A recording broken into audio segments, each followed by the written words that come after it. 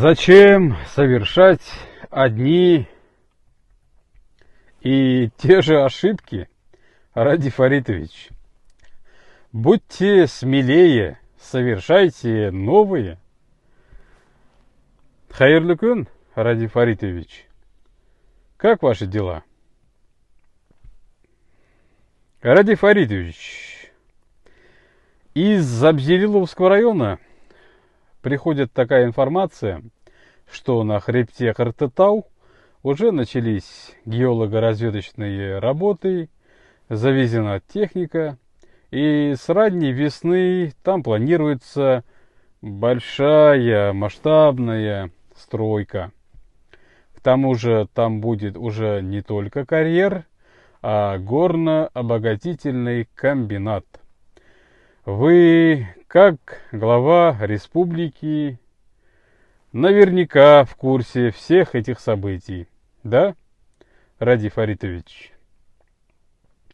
И мне, как гражданину этой республики, позвольте поинтересоваться и уточнить, а жители Абзелиловского района об этом уведомлены? Проводились ли общественные слушания? Помните, ровно 1 год назад президент нашей страны Владимир Владимирович Путин дал вам наставление, что надо больше общаться с народом и прислушиваться к его мнению. В целом все получается, и планов много, и результаты хорошие. Поэтому я со своей стороны сделаю все, чтобы вас поддержать. Ну а выбор, конечно, будет за людьми, надо с людьми работать, особенно в этот период. Напрямую побольше и почаще встречаться, слушать. Потому что все же из кабинетов рабочих не увидишь, не услышишь. Надо поближе работать с людьми, обратную связь получать. Ради Фаритович, я не знаю, кто у вас там отвечает за внутреннюю политику, но, на мой субъективный взгляд, этот человек абсолютно не на своем месте.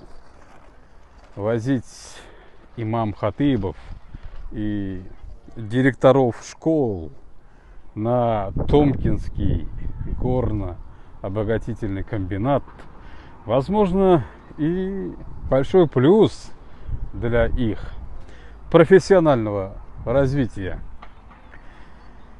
Но есть же и тот самый глубинный народ. Им-то как быть?